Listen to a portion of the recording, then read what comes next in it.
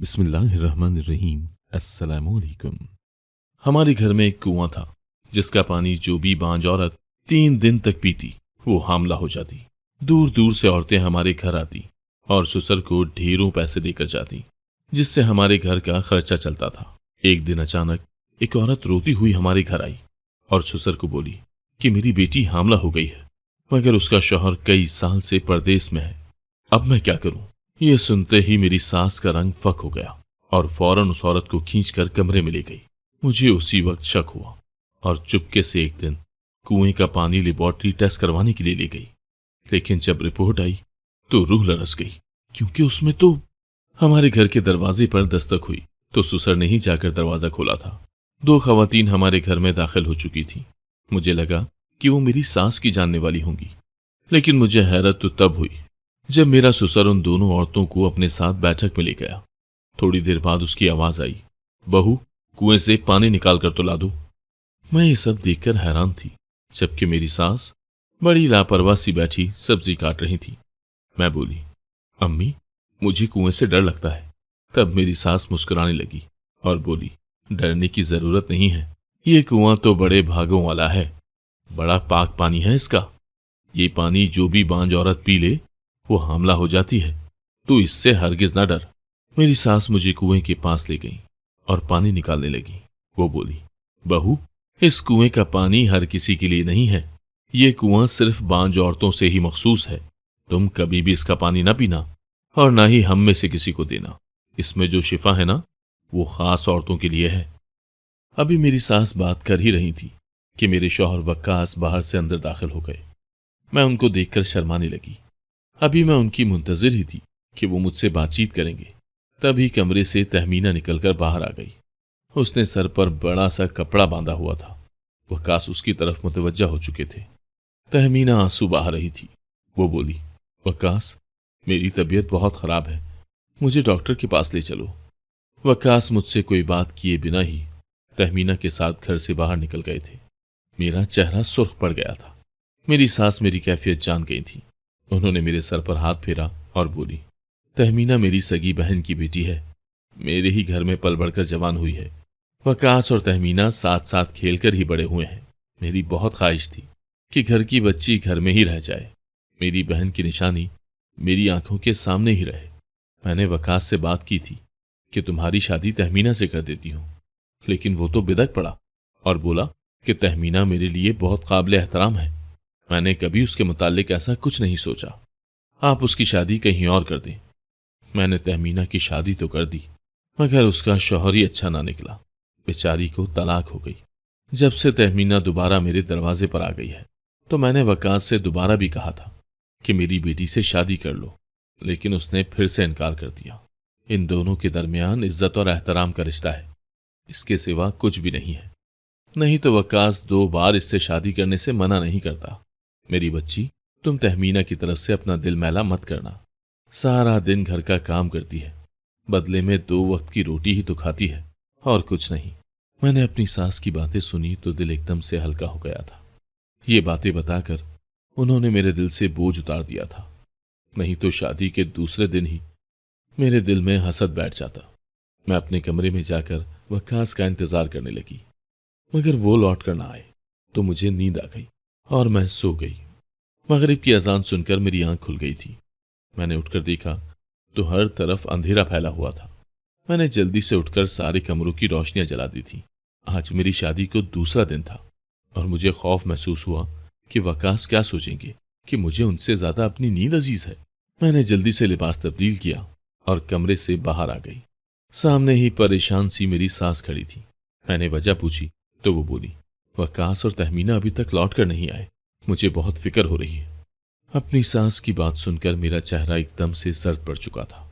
तभी घर का दरवाजा खुला और खुशबाज सी तहमीना घर में दाखिल हुई। उसने दोनों हाथों में शॉपिंग बैग्स पकड़े हुए थे। पीछे ही वकास भी आ गए। मेरी सास गुस्से से बोली, तुम में कोई एहसास जिम्मेदारी है भी या नहीं? बीवी तुम्हारी घर में बैठकर तुम्हारी राह तक रही है और तुम यहाँ शॉपिंग में मसरूफ थे। वकास का जवाब सुने बगैर ही मैं कमरे में चली गई थी। मेरी आंखों से आंसू निकल रहे थे। थोड़ी देर बाद वकास भी कमरे में दाखिल हो गए। वो मुझे रोता हुआ देखकर बोले, आबरू, तहमीना हमारे घर तब आई थी जब हम दोनों ही बहुत छोटे थे। हम दोनों में बहुत गहरी दोस्ती है। हम दोनों एक दूसरे का दुख दर्द समझते हैं। मैं नहीं चाहता कि तुम्हारी वजह से हमारी दोस्ती खराब हो। मैं उसको शॉपिंग पर भी लेकर जाऊंगा और आउटिंग के लिए भी। मुझे नहीं लगता कि तुम्हें इस बात पर ऐतराज होना चाहिए। इससे पहले कि मैं कुछ कहती, सहन से शोर की आवाज आने लगी। हम दोनों भागकर बाहर निकले तो एक औरत अपनी जवान बेटी को अपने साथ लाई थी। उसकी बेटी की हालत बहुत खराब सी लग रही थी। वो कुएं के पानी की तरफ इशारा करके पानी मांग रही थी। उस लड़की की सास बोली, इसको कुएं का पानी पिला दो, इसको औलाद की बहुत ख्वाहिश है। कल पानी पीकर गई थी तो आज सुबह से जिद कर रही है कि कुएं का पानी पिला दो। मेरी सास ने इशारा किया तो तहमीना ने जल्दी से कुएं से पानी निकाला और उस लड़की को थमा दिया। वो लड़की पानी पीकर कुछ पुरसुकून सी हो गई थी और मेरे ससुर को दुआएं देती हुई बाहर निकल गई। वकास गुस्से से बोले, अब्बू, मैंने कितनी बार कहा है कि ये सब खत्म कर दें। आप क्यों अपने लिए ये मुसीबतें पाल रहे हैं? तभी मेरी सास बोली, तौबा करो वकास, खुदा के कहर से डरो। ये कुआं बहुत सी औरतों के लिए मसीहा बना हुआ है। लेकिन वकास कुछ कहे बिना ही कमरे में चले गए तो मैं भी उनके पीछे ही चली आई। वो मेरी तरफ देखकर बोले, आबरू, मुझे कुछ देर के लिए प्राइवेसी मिल सकती है? तुम थोड़ी देर के लिए बाहर जाकर बैठ जाओ, मैं आराम करना चाहता हूं। मैं तो वक्कास की बात सुनकर ही हैरान रह गई थी, मगर कुछ कहे बिना ही बाहर आ गई। मेरा दिल बेहद उदास हो गया था। घर के हालात अजीब से थे। अगर वो औरत कुएं से पानी पीने ना आती तो वक्कास का मूड खराब ना होता। खैर, अगली सुबह वक्कास बोले, मैं जरा जमीनों का चक्कर लगाने जा रहा हूं। मैं जल्दी से बोली, वक्कास, अभी हमारी शादी को दिन ही कितने हुए हैं जो आप काम पर जा रहे हैं? तहमीना हंसकर बोली, मेरी बहन, ये तुम्हारा शहर नहीं है जो शौहर शादी के 2-3 महीने तक बीवियों के घुटनों से लगे बैठे रहते हैं। ये गांव है, यहाँ मर्दों का अपना काम धंधा भी होता है। तहमीना ने मुझे पहली बार डायरेक्ट मुखातिब किया था, मगर उसके एक एक लफ्ज में तंज कूट कूट कर भरा हुआ था। मैं चुप कर गई थी। दरअसल मेरा ताल्लुक शहर से है। मेरी अम्मी ने रिश्ते कराने वाली आंटी से मेरे रिश्ते के मुतालिक कह रखा था। उन्होंने अम्मी से कहा कि अपनी बेटी की शादी कहीं और भी तो करनी है ना, इससे अच्छा है कि गांव में कर दो। बहुत मालदार लोग हैं, जमीनें ही जमीनें हैं, जबकि लड़का शहर में सेटल होने का सोच रहा है। हम लोग जरा कम हैसियत के थे। अम्मी ने सोचा कि चलो, मेरी बेटी अमीर घराने में ब्याही जाएगी तो सुख देख लेगी और फिर वापस शहर ही तो आ जाना है। वालिदैन तो हमेशा अपनी औलाद का भला ही सोचते हैं, मगर अम्मी कहाँ जानती थी कि मेरे ससुराल में एक एहसास कमतरी की मारी हुई तलाक याफ्ता लड़की बैठी होगी जो मेरी और मेरे शौहर की हर बात में घुस जाया करेगी। मैं उदास सी बैठी थी। तब मेरे ससुर बोले, बेटी, इधर आओ मेरे पास, मेरी बात सुनो। मैं उठकर उनके पास चली गई तो वो मुझे अपने साथ बैठक में ले गए। बैठक बड़ी वसी और रोशन सी थी। उन्होंने मुझे सोफे पर बिठा दिया और बोले, तहमीना की बातों से तुम परेशान हो जाया करती हो। तुम्हारी ये परेशानी ना तो मुझसे छुपी है और ना ही तुम्हारी सास से। हमने यहाँ वहां उसके रिश्ते की बात चला रखी है, देखो कब नसीब खुलते हैं उसके। अच्छा, मेरी दूसरी बात बहुत गौर से सुनना। दरअसल हमारे घर में मौजूद ये कुआं बहुत शिफा देने वाला है। जो भी बांझ औरत इसमें से पानी पी ले वो हामला हो जाती है। इसीलिए मैं चाहता हूं कि तुम शहर फोन करके अपनी वालदा से कह दो कि वो बांझ औरतों को यहां ले आया करें। अल्लाह उन्हें बड़ा सवाब देगा। मैं सर हिलाकर उठ खड़ी हुई थी। मैंने जल्दी से अपनी अम्मी को फोन किया और उन्हें तहमीना की कहानी अलिफ से ये तक सुना डाली थी। मैं बोली, अम्मी, इस लड़की की वजह से मेरा बसा बसाया घर खराब हो जाएगा। आप इसके लिए रिश्ता ढूंढते। मैंने कुएं वाली बात तो अम्मी से की ही नहीं थी, क्योंकि अभी मैं यही चाहती थी कि अम्मी मेरे सर से तहमीना जैसी बला टालने में मदद करें। अभी 3 दिन ही गुजरे थे कि मेरी अम्मी ने मुझे फोन करके बता दिया था कि एक रिश्ता मिल गया है। मैंने फौरन उन्हें गाँव आने का कह दिया था। मैंने ये बात अपने ससुर से की तो वो परेशान हो गए और बोले, बेटी, अभी अपनी वालदा को रोको, क्योंकि यहाँ पर तहमीना की 1-2 जगह बात चल रही है। यहाँ काम ना बना तो फिर हम उनसे बात कर लेंगे। मैंने झूठ बोला कि वो तो घर से निकल पड़े हैं, बस पहुंचने ही वाले हैं। मेरी अम्मी रिश्ते वाली औरत को ले आई थी। तहमीना ने उनसे मिलने से ही इनकार कर दिया था, मगर फिर मेरे ससुर ने उसे समझाया तो वो सामने आ ही गई थी। रिश्ते वालों को वो बहुत पसंद आई थी, मगर जैसे ही इस बात का वकास को पता चला तो वो बहुत नाराज हुआ। वो बोला, आबरू, तुम हमारे घरेलू मसाइल से दूर रहो। मैं कुछ न बोली। अम्मी लोग वापस चले गए और रिश्ते वाले जवाब मांग रहे थे। तहमीना ने भी हाँ कह दी थी। अब तो वकास अपने आपे में ही नहीं रहे थे। उन्हें जब पता चला कि इस रिश्ते पर सब लोग ही रजामंद हैं, तो मेरे शौहर ने घर की एक एक चीज को ठोकर मारकर जमीन बोस करना शुरू कर दिया था। उसने घड़े भी तोड़ डाले थे। वो बोले, आबरू, अपनी वालदा को फोन करके कह दो कि वो तुम्हारे घर की फिक्र करें, दूसरे की बेटियों की फिक्रें करना छोड़ दें। मैं रोने लगी थी। मेरा दिल बुरी तरह से टूट चुका था। मैं कोई बच्ची नहीं थी जो समझ ही ना पाती कि मेरा शौहर अपनी कजन की शादी क्यों नहीं होने देना चाहता। मैं बोली, वकास, क्या बात है? आप इस तरह से क्यों पेश आ रहे हैं मेरे साथ? इतनी देर में ही हमारे घर का दरवाजा खुला था। दो औरतें घर में दाखिल हो चुकी थी। ये वही थी जिनको मैंने अपनी शादी के दूसरे दिन घर में दाखिल होते हुए देखा था। औरत मेरे ससुर के सामने आकर वावेला करने लगी थी। वो बोली, तुम लोगों के इस कुएं ने मेरी बहू को तबाह बर्बाद कर दिया है। मेरा बेटा 4 साल से कुवैत में है, लेकिन मेरी बहू हामला हो चुकी है। ये सब इस कुएं के पानी का कसूर है। मेरी बहू ने इसमें से पानी पिया था। मेरी सांस का रंग फक हो चुका था। वो जल्दी से उठी और उस औरत का हाथ पकड़कर उसे बैठक में ले जा चुकी थी। तहमीना भी उनके पीछे ही गई थी।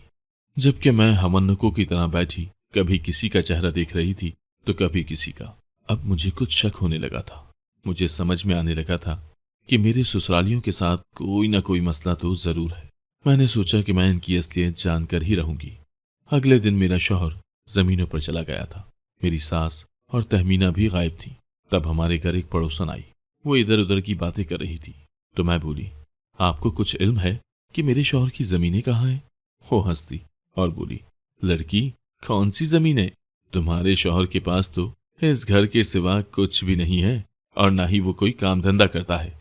मैं तो यही सोच सोच कर हैरान थी कि आखिर शहर की लड़की हमारे गांव में कैसे ब्याह कर आ गई। अब मुझे समझ आई कि तुम्हारे ससुरालियों ने अपने आप को बहुत अमीर दिखाकर तुम्हारा रिश्ता मांगा है। सच बात तो यह है कि तुम्हारे घर वालों का सारा खर्चा पानी इसी करामती कुएं से चलता है। पता नहीं ये इनके हाथ कैसे लग गया है। ये कुआं सारे जहां की औरतों को औलाद बांटता फिरता है, मगर घर की बेटी तहमीना बेचारी शादी के 4 साल बाद भी औलाद की नेमत से महरूम ही रही। फिर वो औरत बोली, बेटी, घर में कोई भी नहीं है। तुम ऐसा करो कि मुझे पानी ही पिला दो। मेरे घुटनों में बहुत दर्द रहता है। क्या पता यही दूर हो जाए। मैं हंसती और बोली, आंटी, कल एक औरत आई थी। उसकी बहू बिना शौहर के ही हामला हो गई है। ये ना हो कि कल को आपको भी हमल हो जाए।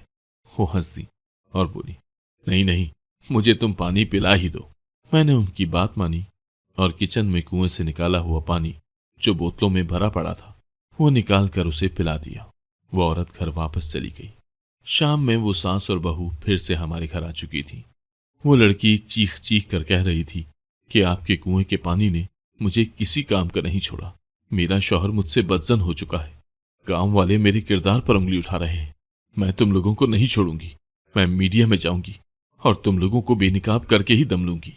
मेरी सास और ससुर तो मरने वाले हो चुके थे। वो लोग बहुत परेशान थे। घर के हालात बहुत पेचीदा हो चुके थे। अगले दिन पड़ोसन फिर से हमारे घर आ गई। वो मेरी सास से छुपकर बोली, बेटी, थोड़ा सा पानी तो पिला दो। मेरा बदन टूट रहा है। कल कुएं का पानी पिया था तो जिस्म को बहुत राहत थी। मैंने सोचा कि चलो बेचारी औरत का भला ही हो जाएगा, इसीलिए उसे गिलास भर कर पानी का पिला दिया। लेकिन जब मैं बोतल से पानी निकाल रही थी तो मैं एकदम से छिटक गई थी, क्योंकि बोतल के पेंदे पर कुछ काला काला सा लगा हुआ था। मैंने घर वालों से नजर चुराकर एक बोतल अपने कमरे में रख ली थी। रात हुई तो मैंने अपने शौहर से अम्मी के घर जाने की इजाजत मांगी। उन्होंने मुझे खुशी खुशी इजाजत दे दी थी। मैंने कुएं का पानी और किचन में पड़ी बोतल अपने सामान में रख ली थी। मैं इस पानी का लेबोरेटरी में टेस्ट करवाना चाहती थी कि आखिर इसमें ऐसा क्या था जो एक औरत बिना शौहर के ही हामला हो गई थी और घर की बेटी तहमीना औलाद से महरूम थी। शायद उसके शौहर ने उसको तलाक भी इसी वजह से दी हो कि वो बांझ थी। मैं जितना इस मामले पर गौर करती उलझती ही चली जा रही थी। इसीलिए मैंने दोनों पानी के सैंपल लेबोरेटरी में दे दिए थे। लेकिन जब रिपोर्ट मिली तो मैं चकरा कर रह गई थी। मैं तो कभी सोच भी नहीं सकती थी कि मुझ पर ऐसा इंकिशाफ होगा। जो पानी मैंने खुद कुएं से निकाला था वो साफ शफाफ था। उसमें कुछ भी ऐसा नहीं था जिससे कोई औरत हामला हो सकती थी। जबकि जो पानी मेरी सास और तहमीना ने कुएं से निकाल कर किचन में रखा था उसमें नशा आवर चीज मिली हुई थी। ये चीज पीने वाले को पुरसुकून कर देती थी और अगले दिन इसकी तलब मजीद बढ़ जाती थी। और यूं जो औरत भी इस कुएं का पानी पीती, उसे इस पानी की लत लग जाती थी। कुएं के पानी या नशा आवर चीज का औलाद से कोई ताल्लुक नहीं था। ये सब धोखा था। मैं तो ये सब हकाइक जानकर ही लरसने लगी थी। मैंने घर जाकर सारी मालूमात अपने अब्बू के सामने रख दी थी। मैंने उन्हें तहमीना और अपने शौहर के मुतालिक भी बता दिया था। वो बोले, तुम बेफिक्र रहो, मैं सब कुछ ठीक कर दूंगा। अगले दिन अब्बू और मैं वापस गांव चले आए थे। घर में फिर से वो जवान लड़की वाविला कर रही थी कि मैं तुम लोगों पर केस कर दूंगी कि इस पानी की वजह से मैं हामला हो चुकी हूं। तभी मैं आगे बढ़ी। मैंने अपने पर्स से कुएं की पानी की रिपोर्ट निकालकर उसके सामने लहरा दी थी। मैं बोली, तुम मुझे पढ़ी लिखी लगती हो, मुझे उम्मीद है कि तुम इस रिपोर्ट में लिखे गए तमाम अल्फाज समझ जाओगी। ये कुआं कुदरती पानी है, इसमें कोई करामत नहीं छुपी हुई। अब अगर तुम प्रेस को भी बुला लोगी तो भी तुम्हारे हाथ कुछ नहीं आएगा, क्योंकि जब वो पानी चेक करेंगे तो पानी शफाफ ही निकलेगा। तब सबको समझ आ जाएगी कि पानी में नहीं बल्कि तुम्हारे किरदार में खराबी है। मेरी बात सुनकर वो लड़की रोने लगी और बोली, खुदारा मेरी इज्जत को बचा लो, मुझसे बहुत बड़ा गुनाह सरजद हो गया है। इतने सालों से मेरा शौहर दूसरे मुल्क में काम कर रहा है, मैं भी औरत हूँ, आखिर मुझे भी सहारे की जरूरत है, मुझे भी मोहब्बत चाहिए। मैंने अपने शौहर के फुप्पो के बेटे में मोहब्बत तलाशनी चाहिए तो उसने मेरी इज्जत ही दागदार कर दी। सब खामोश हो चुके थे। मैं बोली, तुम घर जाओ। वो घर चली गई थी। मुझे उसके लिए अफसोस था, मगर मैं क्या कर सकती थी। वो खुद ही मोहब्बत के झांसे में आकर अपने साथ जुल्म कर बैठी थी। खैर, फिर मैं बोली, अम्मी, ये रिपोर्ट किचन में पड़े पानी की है। आप लोग बेचारी औरतों को नशे का आदी बना रहे हैं। मैं सब समझ गई हूं। मेरी सास जल्दी से आगे बढ़ी और मेरे सामने हाथ जोड़कर बोली, बेटी, खुदारा इस बात को छुपा लो।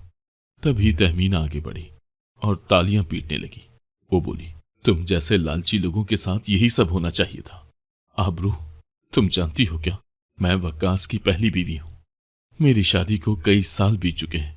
मेरे ससुर ने ये कुएं वाला ढोंगी कारोबार शुरू किया तो उसके दिमाग में ख्याल आया कि इस कारोबार को मजीद वसअत देनी चाहिए। इसी वसअत के लिए उन्होंने वक्कास की मर्जी के बगैर उनकी शादी तुमसे कर दी कि तुम उनके करामती कुएं की मशहूरी शहर में भी करोगी और ये लोग चंद दिन में ही अमीर हो जाएंगे। मगर इन्होंने ये नहीं सोचा था कि तुम तो इनके कारोबार पर ही लात मार दोगी। मैं तहमीना की बातें सुनकर रोने लगी थी। इस सारे खेल में खसारा मेरा ही हुआ था। अब्बू बोले, चलो बेटी, चलते हैं यहां से। मेरी सास आगे बढ़कर बोली, बेटी, तुम ये बात छुपा लेना, हम पर एहसान कर देना। तभी अब्बू बोले, हम लोग तो ये बात छुपा लेते, मगर पुलिस एहलकारों ने खुद आपकी बातें सुन ली है। हम सब हैरतजदा थे। पीछे मुड़कर देखा तो पुलिस के एहलकार खड़े थे। अब्बू ने तो मुझे इल्म ही नहीं होने दिया था कि वो पक्का बंदोबस्त करके जा रहे हैं। पुलिस उन सब को पकड़ कर ले गई थी। अब्बू ने मेरे लिए खुला ले ली थी। अदालत में उन लोगों का मुकदमा चला और वो मुजरिम साबित हो चुके थे। उन्हें 10 साल की कैद की सजा मिली थी, जबकि मुझे हुकूमत की तरफ से भारी इनाम मिला था कि मैंने किस तरह अपनी जान पर खेलकर मुजरिमों को बेनकाब किया था। अब्बू ने मेरी शादी एक वकील से कर दी है। वो बहुत अच्छे हैं, मेरा बहुत ख्याल रखते हैं। अल्लाह के करम से अब मेरी जिंदगी में खुशियां ही खुशियां आ चुकी हैं। अगर आपको आज की कहानी पसंद आई है तो वीडियो को जरूर लाइक कीजिएगा और अपने दोस्तों के साथ भी शेयर कीजिएगा। और हाँ, अगर आपने अभी तक हमारा चैनल सब्सक्राइब नहीं किया तो जरूर सब्सक्राइब करें। मिलते हैं कल एक नई और दिलचस्प कहानी के साथ। अल्लाह हाफिज।